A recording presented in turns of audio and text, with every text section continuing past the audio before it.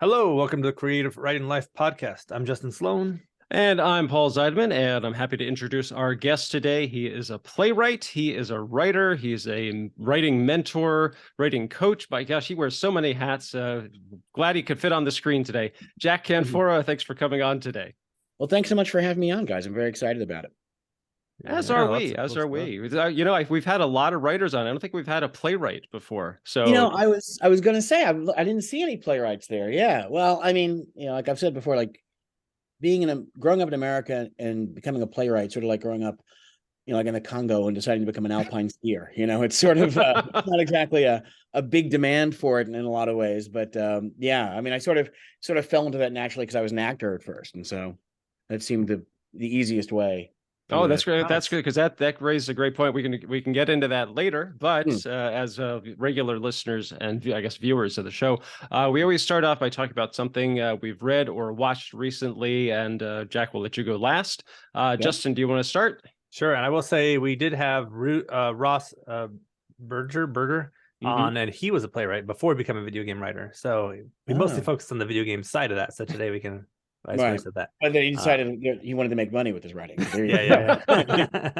I guess so. So I, unrelated to today's topic, finished the third season of Wu-Tang this week, and I enjoyed that a lot. It's on Hulu. It's following the establishment and rise of the Wu-Tang clan. They ain't to be messed with, so it's really a lot of fun for me. I thought it was really relevant as a writer because that's like all the show's about is about them like going out and trying to find their wilderness, to be able to get that writing vibe on and all that, and then all the hurdles you face with like the different clashes with your crew and everything. And a lot of ways we see a lot of that, especially in game writing. There's a lot of backstabbing and throwing people under buses, and then a lot of trying to figure out the money and who's going to get paid, where is this contract, why haven't I got paid from the studio? So thank gosh that sort of stuff doesn't happen in the other areas of entertainment. It's fine to video gaming. Certainly not true in theater. It's a very rare breed. So I haven't been able to watch as much this past week. We picked my daughter up from school, so she's home from the summer. So I haven't been able to make my way through the Netflix queue, but have been watching a couple of shows that are streaming, including the latest episodes of Ted Lasso on Apple. That's still an enjoyable show. I'm very intrigued to see how they wrap up the season since it's the last one. It is also the last season for The Marvelous Mrs. Maisel, which is on Amazon. That's its 5th season, and it's still going strong. And that is also, again, final season. So I'm very intrigued to see how they wrap it all up, especially because each episode this season has started with a flash forward, like 15, 20 years in the future. So it's kind of like, oh my gosh, how did they get from this story that's set in like the early 60s to this late 70s or early 80s plot reveal type of thing. So it's very intriguing to see, and looking forward to I think each one has a couple more weeks left. So that's where I am, just working my way through streaming now. And Jack, what about you?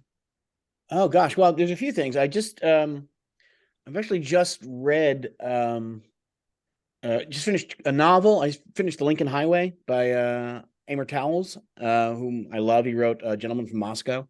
I don't know if you've read it, but it's worth checking out. And I also just finished a nonfiction book called D-Day Girls, which is about how the British spy network of women who parachuted into France before D-Day. And that was actually kind of, I didn't know anything about that, and that was fascinating.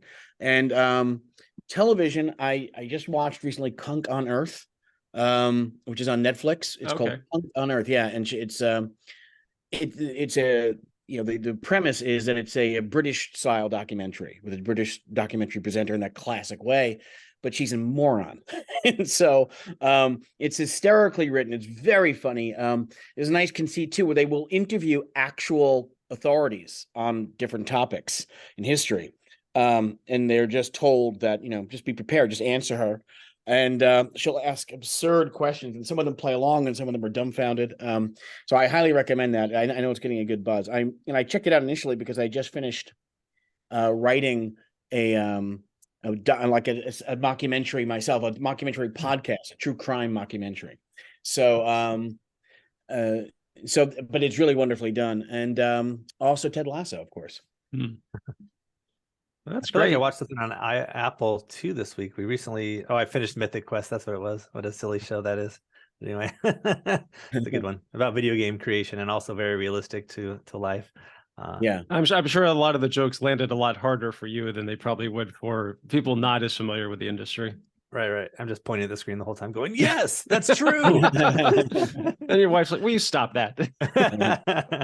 Yeah. Okay. So Jack, tell us a little bit about yourself. As you mentioned in the beginning that you started as an actor, then kind of segued into being a writer. So, I mean, did you start out like, I want to be an actor, and then you realized, actually, I think I have a talent for writing, or how did you get into the writing aspect? I was all over the map. When I always knew, I think I wanted to be a writer in some way. And then really in my teens, I like half of every, suburban high school, I wanted to be a songwriter. And so, and I really wanted to be Elvis Costello or John Lennon, but, they were those jobs were taken. And so I realized that I kept on doing a lot of acting in college, and I thought it was something I would just sort of drop, but I sort of never did. I forgot to stop doing it. And so I was working a bit, and then I started writing some sketch comedy, doing a lot of sketch comedy, and which was a great training for writing, because we would do a show in the Village an hour's with new material every 2 weeks. And the audience would like it or they wouldn't, and you'd find out, you get immediate feedback. And so then I became a father, and so I started. I couldn't really act full time anymore because I wasn't getting enough work, and so I became a teacher. And but I really stuck to the writing and saw, and I think I chose plays. I joked earlier about being a playwright, but the reason I think I fell into playwriting was because it felt more plausible to me. I mean, that's ironic in a way, but I mean. But I had been in theater all my life. So like, I felt like, well, I could do that, like writing screenplays or, TV scripts, which I've done subsequently. But at first I felt a little bit ridiculous. Like that might as well be on Mars, so I'll at least write what I could do, what I know a little bit of. And then I just sort of, again, forgot to get out of that habit. So actually, I want a quick question about the sketch comedy. So it sounds like, was it like not a comedy troupe, but like an acting troupe? It was a comedy troupe. Comedy troupe. We had a show. It was called The Waiting Room, and which is not the best title. The sketches were funnier than the title, and but we played regularly in the city, and got nowhere. I mean, we had people who would watch. We had a small following, but we weren't able to take it to that sort of next level. And so, there were really two main writers, myself and another guy, and the third guy was writing a fair amount too, and towards the end. But they sort of gave up on it. I would have continued doing it. I was really enjoying it. I was just, I think this is true of a lot of my approach to writing. I just was loving, the craft of it, like trying to figure out how to get it right. And I was, to a fault, probably not as concerned about, well, we're sort of treading water here in terms of like momentum for the career. And that was true, no doubt. But I was busy thinking, well, I think I'm finally really getting how to write a sketch down now. Sure. And that was like, I've always been a little bit obsessive about the nuts and bolts of it. And so without me noticing, they actually pulled up their stakes and left. And I thought, well, I better try writing something else now. Yeah, I was going to say, you said it was a great training ground. So, I mean, it's not really just about the comedy, but it's also about, I guess, almost like structure of a sketch or a scene, kind of like you need to have the beginning, the middle, and the payoff. Okay. All of the above. And really, it's figuring out what's different between what works on the page as opposed to what works on the stage. For I think most writers, certainly most playwrights, you need to hear the play out loud before you do anything with it. You write your first draft and you make it as good as you can make it. And with with laptops, and I'd love your guys' take on this, but to me, with laptops, I don't have a first draft. I have like a 1,525th draft that I've gone back over and I've redone stuff and eliminated a lot of the typos and put in new typos. And and so that was so when I do that, and then you really don't know until you hear it. And so like that's very valuable. So the audience reaction is like the best focus group in the world, because no matter how many relatives you have in the audience, that you can't fake laughter. I mean, you can, but it's obvious that it's fake. Right. I wanted to ask. So, I mean, did you ever, I guess, give the jokes a test or the sketches a test run, or did you just like, okay, we're getting you. You come up with them, like the three of you. You come up with them on your own, and then you just like go to a performance, and as you said, see which one hits and which one don't. Right. Well, I mean, I haven't been in a writer's room very often, but it was very much a writer's room sort of situation. I mean, there was I think 6 or 7 people in the group, and we'd read them out loud, and we'd work on them in the group. And again, sort of pass the laughter test. Does that make the people who haven't heard it laugh? Are you left saying, no, let me explain why this is funny? Which is always Let's diagram the joke. Yeah, which is more than me, and so if you have to hand out do a PowerPoint as to why you did enjoy the sketch, it's really not going to land. I totally understand that. So, okay, so then you transition to more playwriting. So did you just try your hand at so many different genres? Like, here's straight up drama, and here's something serious. Here's something lighthearted. Here's a French bedroom farce type of thing. Did you just kind of just try everything, and then you realize, okay, these seem to be my specialties? Yeah, that's it's interesting. I wanted to write the first French bedroom Greek tragedy, and it fell apart. But I would have thought I was going to write comedy, because I'd been writing nothing but comedy the whole time. Sure. And as it turns out, all of my plays, for the most part, although this I had a little web series, and this thing about the true crime thing I just did was pure comedy. For the most part, they're all dramas, and they're all usually tackling some pretty serious matter. But what's nice is that they're funny throughout, so you don't even necessarily realize until it becomes obvious, oh my gosh, we're really dealing with some really dark, or some very problematic things. But you're enjoying it, at least. I mean, at least there's laughter along the way, and there's a laughter along the way. But I mean, and that to me is, like the best dramas to me also aren't afraid to try to be funny. And it's, and in real life, sort of oftentimes the bleaker the circumstances, the more in the corner you're pushed, the more black humor sort of comes into it. So I would say that. I tend to write either very, I think very, either black comedies or funny dramas. Black comedies are funny. I'm very intrigued. So were there any playwrights or even just writers overall that were really a big influence, or that you tried to, I want to say, you try to emulate them, but then you kind of steal from them, slowly developed your own style?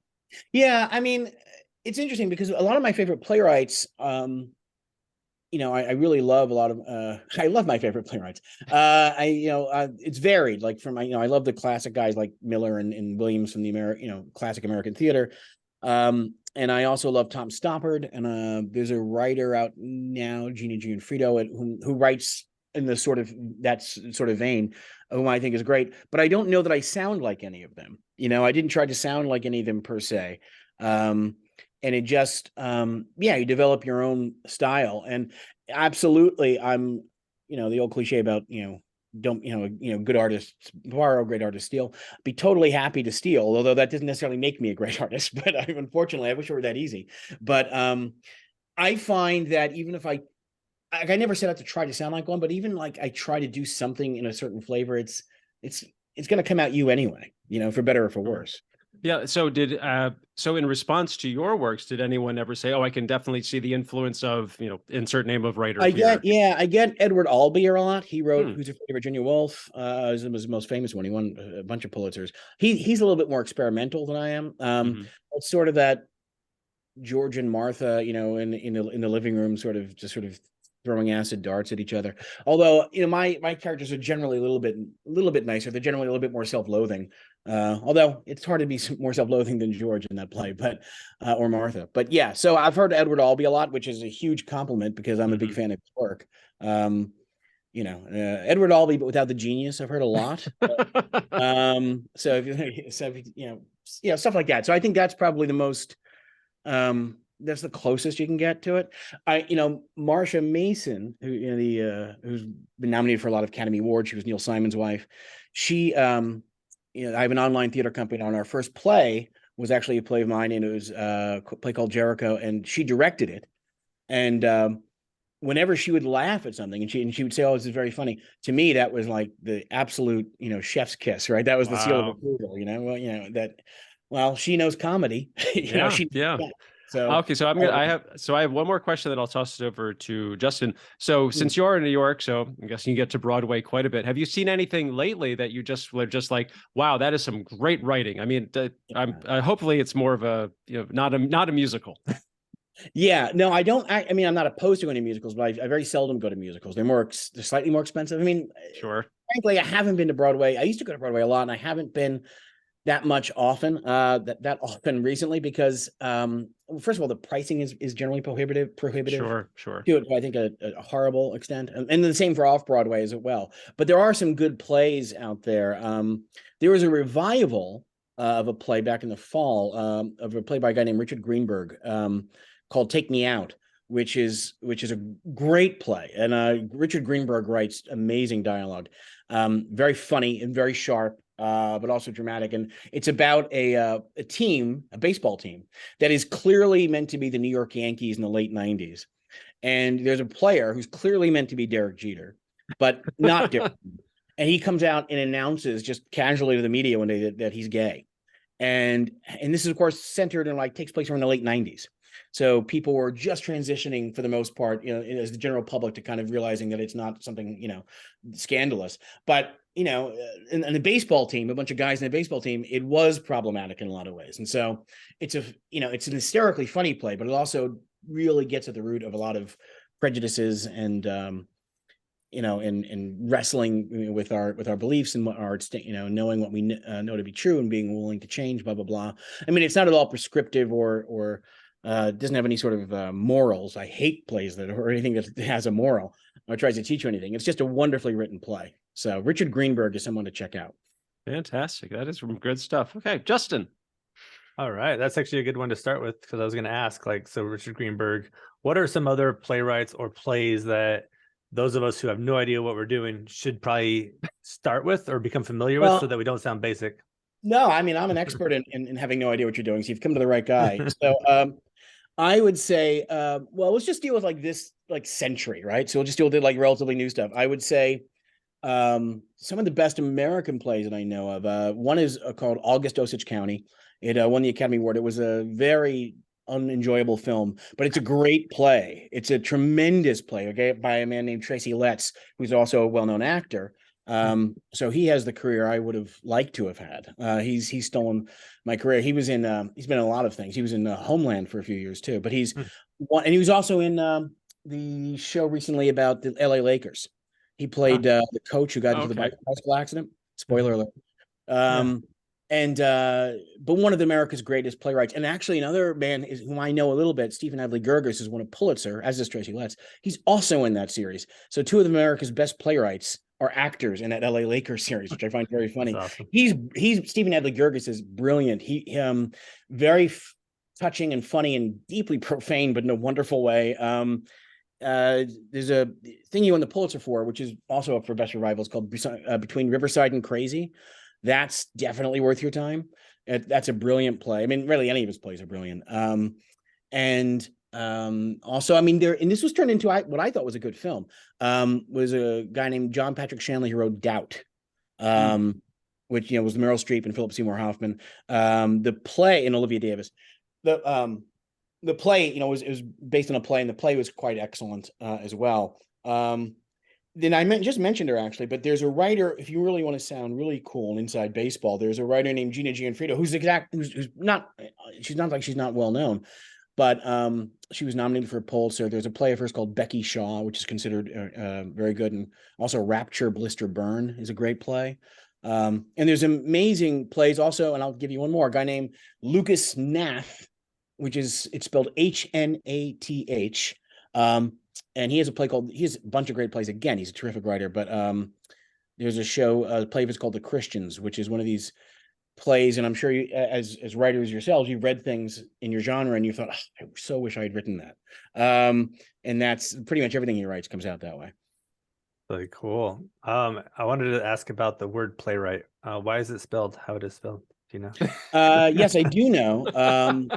I do know, and I prepped for this. And I am not someone you normally want to go to for spelling questions, but right is a builder of plays. Okay. Like a shipwright or really cool. Wright used to be a builder of plays.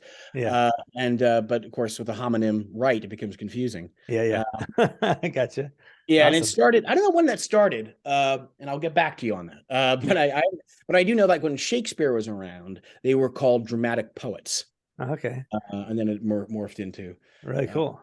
Yeah. So imagine So you're obviously I'm a lot of fun at parties, obviously. no, it's good. You got to have this kind of information. Sure. So imagine you're sitting down and you're like, I want to write stories. I probably want to do screenplays, but maybe plays or maybe screenplays. I don't know. And you have some ideas. What would make you think that like the idea is better as one or the other, or what would make you lean into one or the other? For me, there are tons of pragmatics to consider, right? And for me, it's generally a pragmatic issue. I wrote a miniseries which hasn't been picked up yet, so anyone wants to try it, and about the Booth families and John Wilkes Booth, who is arguably the least interesting member of that family. It's a fascinating story of love and loss. No, but it's a really great story. And but as I researched it, I thought, this can't be a play. It's really an intergenerational series, and so which was great because it expands the canvas a lot. I mean, theater is very constricting, which is fun in a way because it forces you to be disciplined. It's like, you know, how some poets like to write a sonnet because there's such rules that you have to stick to. I have a play like that play, Jericho that Marsha Mason directed. That has 6 characters, and that's the most. There's the most actors I've ever been able to get away with in a play, tops of 6. So if you can have a story that can be told by a few characters in 1 or 2 rooms, then it seems clear to me that it should be a play. If you have something else that should be a little bit that's wider in scope, then you want to write for TV or movies. And of course, also if you like, you know, eating, and paying bills, you should write for TV or movies as well. That's, you know, it's much nicer. I mean, the upside for being a playwright is they cannot change a comma without your expressed approval. Oh, interesting. Yeah, it's the only piece of punctuation they let you keep. No, you can't do anything with it. And that's like a thank you gift. It's like, here, it's a consolation prize for not really giving you much money. There you go. But also as a playwright, I think I'm not a great visual writer.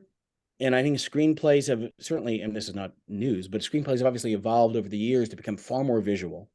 And, if even you go back to like the 70s or 80s, the amount of dialogue in the movies has been like halved, a lot of the time, even in no matter the film. And that's not a bad discipline because you always want to economize language where you generally can.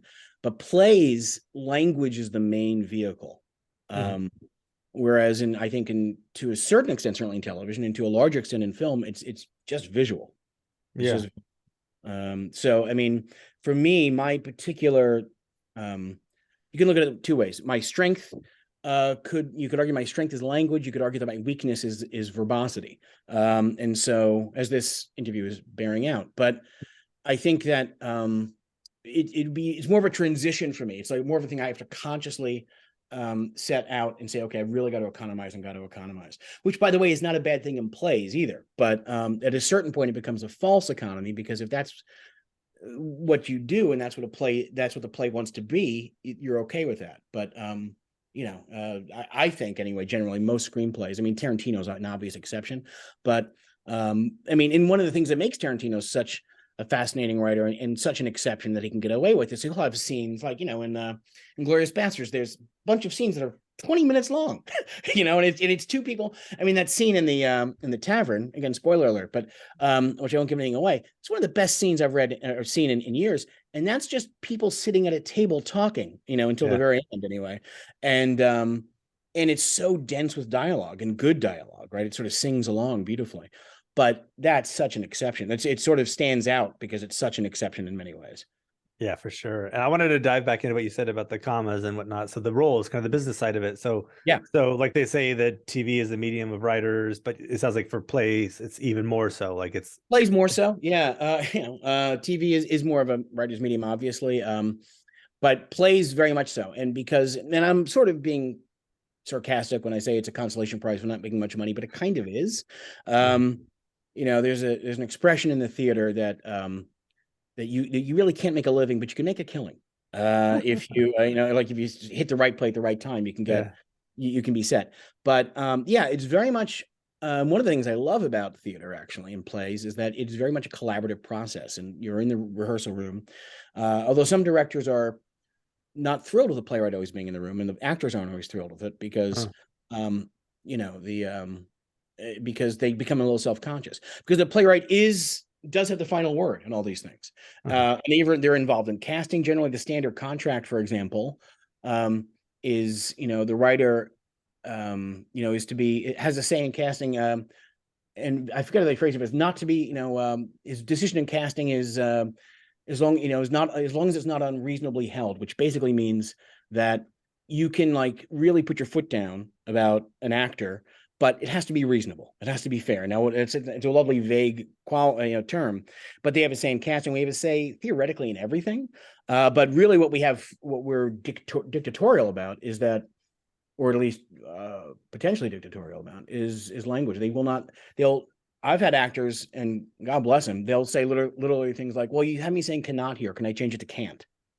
And, I'm generally pretty flexible about that, although sometimes like I hear it in a certain way and I'm like, nah, I don't. I mean, something like that, I don't think I would ever be that nitpicky about. But yeah. And there have been things where people are like, speaking of punctuation, I will like write a dash in something, and then like if they're pausing too long, like, well, you're playing in ellipses and you need a dash here. Sure, for sure. Yeah. So it's so they do give you a lot of leeway in that. And most of the playwrights I know who are any good are very generous about that. Like I'm not particularly precious about my language at all. And if people, I would say that usually I would say 80% of the time I'll say yes. And I want to hear about, so if somebody wants to go out there and produce their own play, they're going to write their play and get it on their local stage versus at your level or at the other people's levels of names you've mentioned. Is this more of a totally different game where you have an agent and you have producers who get it to the directors and all this stuff? Or what does that difference look like between the starting off and the higher up? Right. Well, it depends on what your, I guess what your options are in terms of like, if you have a community theater or something like that, if you want to start off in that way, then yeah. I mean, the one thing I would recommend, and I think this is a truism for almost everything, but certainly for all writing, is you just got to do it. Just do it and do it. And even in plays, of course, are different than a lot of other things in that the text isn't the event. It's the blueprint of the event. And so unlike a novelist who says, oh, I've written my novel now. Now they can try, or they can get it published or fail to, but it exists at least, as a completed thing. So if you're a playwright trying to start out, you really want to get it up on its feet somehow, even if it's just friends in your apartment, just to hear it out. I mean, I think that's incredibly vital for a playwright. And then I'm sure there are a lot of places, in your area, who I think would probably be interested in doing it. Go to your library, see if they'll let you have their meeting room for a day or something. Because I think for a playwright, it needs to be performed and it needs to be heard above everything else. I think that's really important. And in terms of like if you're starting out like in Chicago or New York or LA, even just get your friends together and work at it and put them up. Get a black box and scrimp and save, and you got to do it. Doing it is the thing. Yeah, and last one for me, and I'll see if Paul has some more closers related to one of the topics on this email that we got was the barriers. So like what kind of barriers are there for people who are having a hard time getting produced, or starting off, even, of course, it's just getting out there and doing it, but then once you start getting, I'm sure there's some plateau where you're like, okay, now how do I get from here to here? Well, I mean, by the way, if I knew the answer, I would tell you. I mean, getting produced is always hard for 99.9% of playwrights, and that's certainly including me. But I think the barriers, we were talking about, because I'm part of an online theater company which started during the pandemic, and it is different. We found it a way, we think, of telling plays that don't look like Zoom readings, but aren't television or on film either. But they were like the other stuff we were talking about plays sort of being more forgiving of language, or sort of more intent on language. This captures that and provides for that. And most people don't go to plays. I mean, no one goes to plays for the most, statistically speaking, right? It's the margin of error that goes to plays. But that's in large part, I think, because it's just not on anyone's radar. And a big part of that is geography, which is a huge barrier from access to a quality theater, and then expense. talking earlier about how expensive these things are. And so one of the things that my theater company, whose name is New Normal Rep, and we're very excited about, is that we're trying to get the word out there that theatrical events and dramatic plays are worth it. And they are a little bit different than TVs. They're a little bit different than movies. And they really bring something to the table that I think is entertaining. And you can access it if you have a computer. And, we did a radio play too that we put on a podcast platform called Step 9, which is, I'm sure will be in your show notes. And which I really urge you to listen to. It's free. That's really, we're about trying to just get the word out there. And radio plays are great too, because it's just language. And so, it's a very different way of storytelling, and it's not better or worse. It's just different. And I think if we get some people to kind of think, oh, this is an interesting way of hearing a story and pursuing a narrative, then all the better for everyone. Awesome. Paul? Yeah, so one of the things I wanted to ask you, so as that's okay. That's okay. My dog's doing the same thing. One of the things that, especially as a screenwriter, that you hear a lot of, especially when you're starting out, is that you should take an acting class, because it'll help you kind of get a better perspective for both the story, but also, I guess, the characters and how it all fits together. So you are also a writing instructor. So, I mean, and you work with actors as well. So, I mean, is that something that when you take on a new client or a new student, do you, I mean, if they're not an actor, do you recommend that to them as well? And kind of a follow-up, if for the students that are actors, like, do they have a different approach to how they're learning about how to write? Oh, that's a really good question. I'm going to get to that second, because I have no idea what the answer is. I need to think about that for a second, because it's a really interesting question. But the first answer is absolutely 100%. I mean, if you're talking about, I would argue, really, even if you're writing fiction or writing other things, it's always good to get a sense of character. It's another way of approaching character. But certainly, if you're writing drama, television or movies or plays, absolutely take an acting class. And I think there's a reason that a lot of really well-known playwrights started out as actors. And it really helped me as a playwright too, because without realizing it, I sort of absorbed not only the sense of approaching a character and the psychology, but also a sense of what the structure should be like. And when you're in a scene, when you're playing a scene, if the dialogue isn't working, so you get a sense. And one of the big events for me, or big advantages for me, about hearing a play or hearing stuff spoken out loud, is that you hear redundancies, and it's like, get to the point. And as an actor too, you get that sense too. So you'll learn how writing that doesn't get to the point sounds like, or writing that does get to the point sounds like. Also, a simple thing, even if you're writing a screenplay or something that sounds good or weird in your mouth, or is hard to say, or can you find a way of saying it that's simpler, or does it turn to mush in your mouth? It sounds silly, but it's really most of the line changes I've written where actors will say, can I just say this instead? It's the same exact meaning, but it's just simpler to say. And so, yeah, I couldn't recommend that more. As for the other question, remind me what the other question is. Yeah, the other question was, so if you have a new client or student who is an actor, how is it for them to transition into being a writer? I mean, is it easier? Did they just take a different approach? It's a different approach I've found. And it's inevitably, I mean, because the actors are used to viewing things from the perspective of one character. And so they generally, and as a start, and I'm generalizing horribly, but what I've noticed is that actors who are trying to do dramatic writing often have a good idea for a story and have a good sense of character, but they tend to focus more on one character than the others. And also, they generally have a good sense of psychology, which is, of course, is really critically important in fiction and drama. But it's the other stuff. They just view it as characters. So structure and pacing aren't things that they've necessarily taken into consideration as much. But generally, they come to it with a fairly impeccable psychological instincts about it.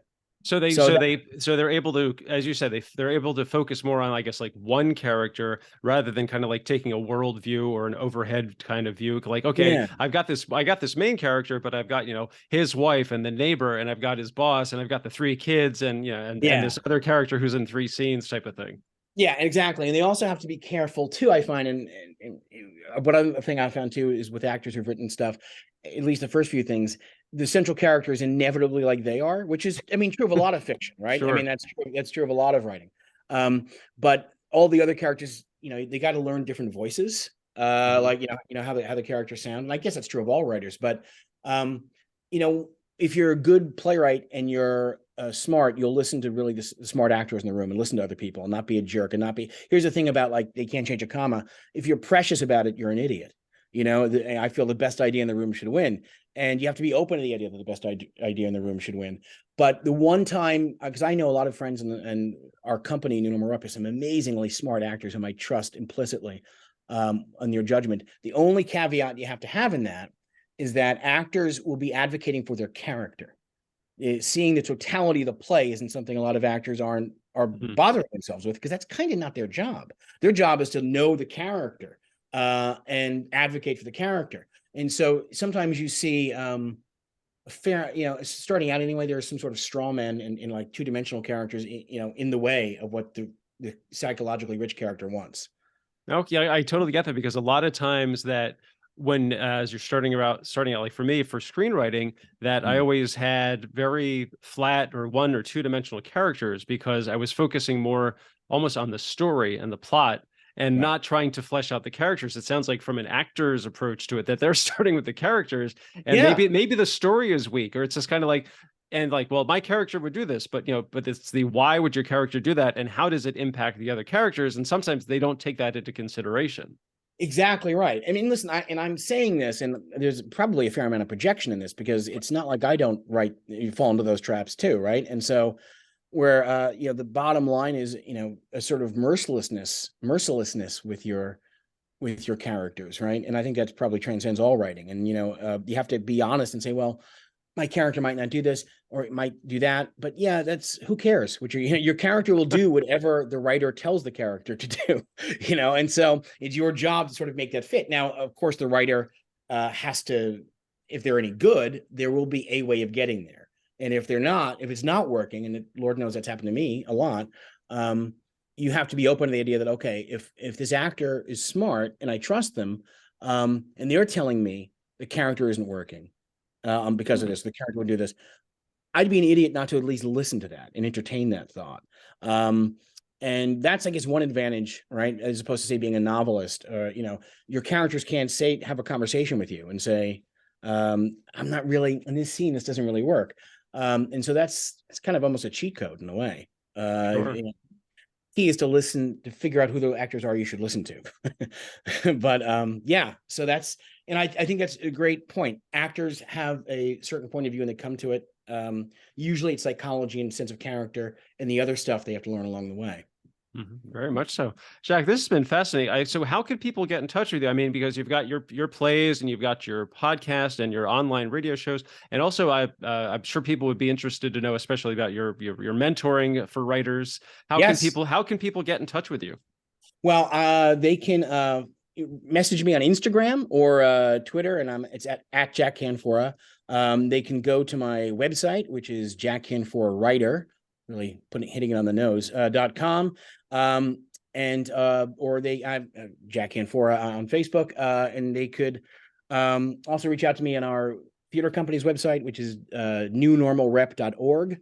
So I would love it, please. I would love to hear from people.